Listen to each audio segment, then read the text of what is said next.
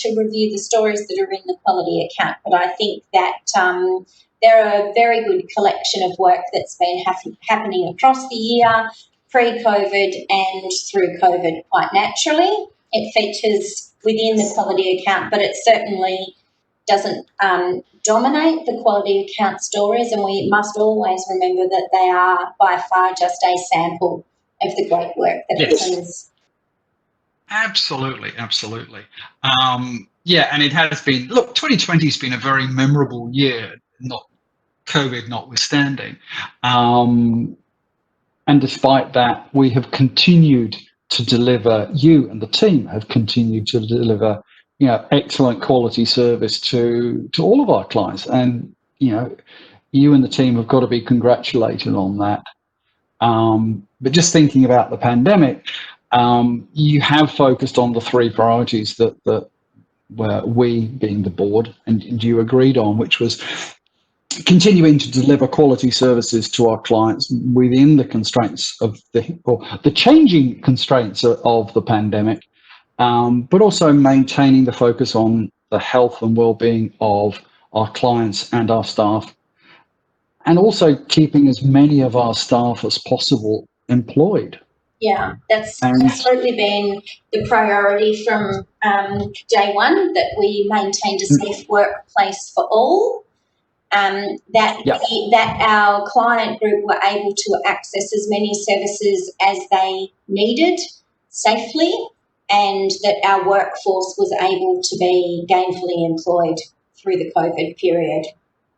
And we've certainly seen, significant changes. The workforce has been agile, been able to pivot very quickly. We've taken on new services within all of this.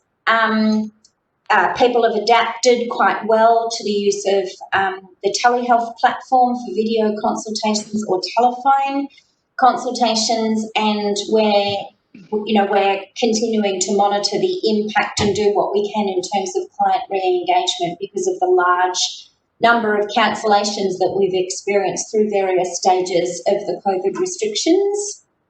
The most heavily impacted, of course, has been all of our group activity, where we've not been able to deliver social support services in a face-to-face activity. We've not been able to deliver hydrotherapy in a face-to-face activity, and our other land-based exercises. Transport's been one of the other services that have been heavily affected, but we have been able to maintain transporting individuals for medical appointments. We've also then been able to use the fleet to deliver meals, information, aid to vulnerable members of our community. And, many of our social support clients have adapted really well to welfare checks, telephone welfare checks, and the delivery of themed activity packs to keep them engaged over the COVID period. They have.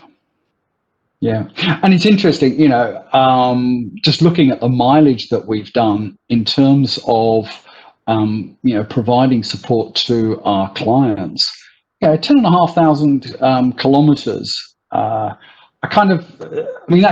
a huge number, but I kind of go, well, what does that equate to? And I guess it's equivalent of me driving from, Bentley East, Gardeners Road, to Broome and back, with a couple of side trips out to Ayers Rock. And that kind of, for me, certainly put it in perspective as to, the distances we go to.